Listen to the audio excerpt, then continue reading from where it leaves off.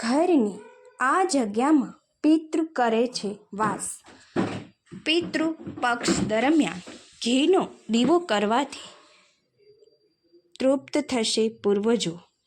શ્રાદ્ધ પક્ષ દરમિયાન રોજ પૂજાપાઠની સાથે નિયમિત રીતે કેટલીક જગ્યાઓએ દીવો કરવો જોઈએ. વાસ્તુશાસ્ત્રમાં એવી કેટલીક જગ્યાઓ વિશે પણ જણાવાયું છે જ્યાં પિતૃઓનો વાસ હોય છે.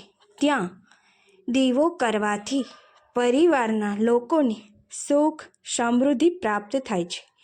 વાસ્તુશાસ્ત્રમાં પૂજાપાઠ દરમિયાન દીવો કરવાને અનિવાર્ય ગણવામાં આવ્યું છે.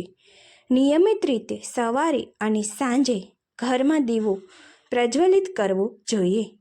ઘરમાં પ્રગટાવેલો એક દીવો તમારા પિતૃદોષને પણ દૂર કરી શકે છે. પિતૃપક્ષના 15 દિવસ દરમિયાન પૂર્વજોને તૃપ્ત કરવા માટે તર્પણ, શ્રાદ્ધ અને પિંડદાન વગેરે કરવામાં આવે છે.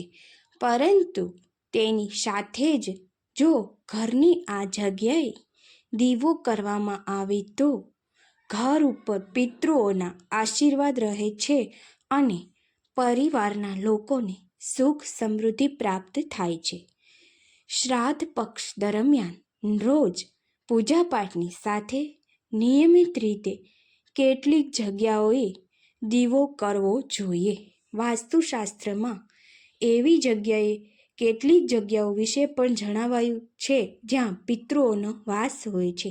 શાસ્ત્ર અનુસાર જે રીતે માતા લક્ષ્મી માટે ઘીનો દીવો, હનુમાનજી માટે તેલનો દીવો, શનિદેવ માટે સરસવના તેલનો દીવો કરવામાં આવે છે, તે રીતે પિતૃપક્ષમાં પણ અલગ અલગ દીવા કરવામાં આવે છે.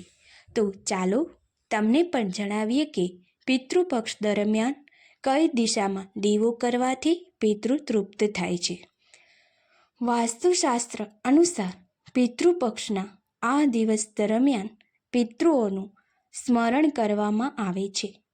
આ દિવસો દરમિયાન ઘરની દક્ષિણ દિશામાં દીવો કરવો શુભ ગણાય છે. આ દિશામાં સવારે અને સાંજે દીવો કરવાથી પિતૃ પ્રસન્ન થાય છે. પિતૃપક્ષ દરમિયાન ઘરના ઈશાન ખૂણામાં ગાયના ઘીનો દીવો કરવાથી પિતૃદેવ પ્રસન્ન થાય છે અને તેના વંશજોને આશીર્વાદ આપે છે. પિતૃપક્ષના દિવસો દરમિયાન પીપળાના ઝાડની નીચે દીવો કરવો શુભ ગણાય છે. 15 દિવસ દરમિયાન પીપળાના ઝાડની નીચે ઘીનો દીવો કરવાથી પિતૃઓ મનોકામના પૂર્ણ કરે છે. પિતૃપક્ષ દરમિયાન નિયમિત રીતે સવારે અને સાંજે રસોડામાં પાણી રાખતા હોય તે જગ્યાએ દીવો કરવો પણ શુભ ગણાય છે. આ સ્થાન પર પિતૃઓનો વાસ હોય છે અને ત્યાં દીવો કરવાથી પિતૃ પ્રસન્ન થાય છે. આશા રાખું છું મિત્રો આપને માહિતી પસંદ આવી હશે અને આપે જો અમારી ચેનલને સબસ્ક્રાઈબ ના કરી હોય તો સબસ્ક્રાઈબ કરી આપના મિત્રોને શેર કરવા અને લાઈક કરવા વિનંતી. જય માતાજી મિત્રો.